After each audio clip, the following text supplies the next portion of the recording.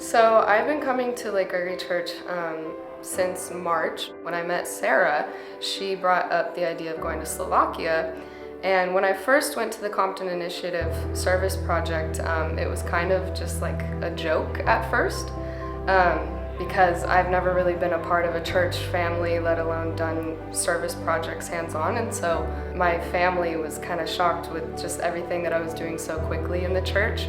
Claire was like, you should go home and talk about how you're going to Slovakia, but the way that my work schedule lined up and the trip that I was taking beforehand just wasn't lining up and making me unable to go until God, I think, wanted different. Just kind of having the moment of like, hold on, my schedule's starting to clear up, let me actually try to make this work. I started calling my boss, asking if I could do it, and asking for support and prayers from my peers and the people in the church. God really just opened up that door every day that I asked Jesus to guide me. I just said, if you want me to go to Slovakia, leave that door open, and if you don't, please close it, and he left it wide open. I decided to go to Slovakia in an instant, but at the same time it took me a long time to actually decide to go. I've been raised in the church my whole life, and I've always thought of missionaries or going on a mission as something that other people did, but not something that I pictured myself doing someday. It was about a year ago when the Thiessen family came to visit, and they had mentioned their English camp and this opportunity to go on a mission trip.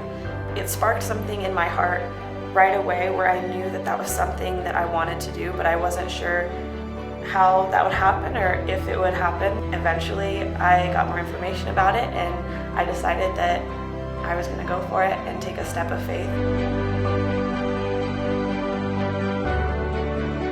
One of the ways that we asked people to pray was for those that attended the English camp, that they would have open hearts, that they would hear the gospel, and that was answered in so many ways. We can both say that we have friends across the ocean now because of the conversations that we had and because of the connections that we made. The atmosphere was just absolutely beautiful. I really got to utilize that with my Bible study group and conversation time. I was these kids' age when I became a Christian. I became a Christian when I was 16. I just remember what it felt like at that age to need some kind of visual. It was just amazing that God provided that for me in these conversation times. I decided to go on a walk one morning with my group, and it was just this amazing path, and it just had this beautiful garden surrounding it, and the final destination was like this beautiful pond. God totally provided that path for me to talk about the story of following Jesus.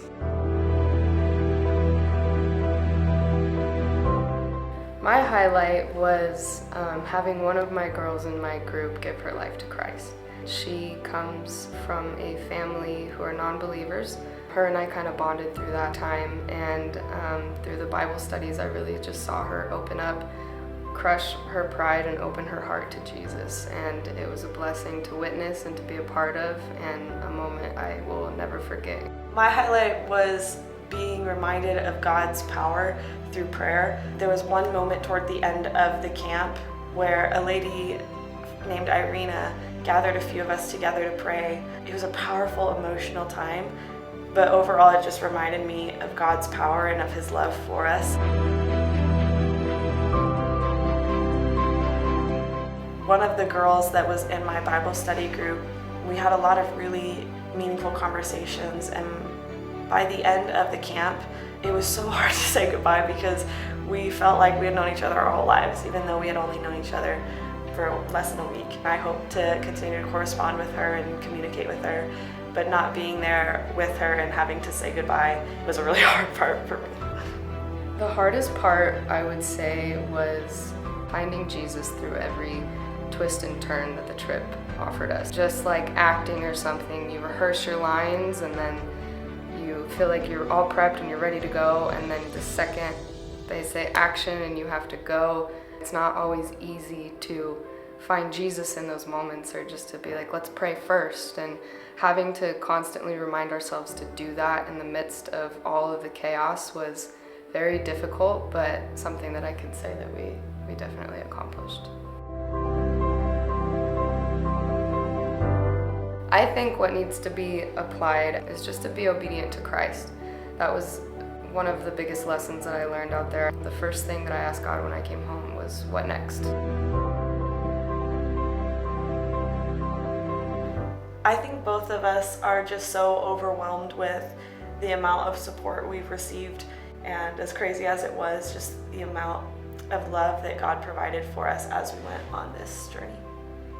It was a blessing, and we thank you and we love you, church.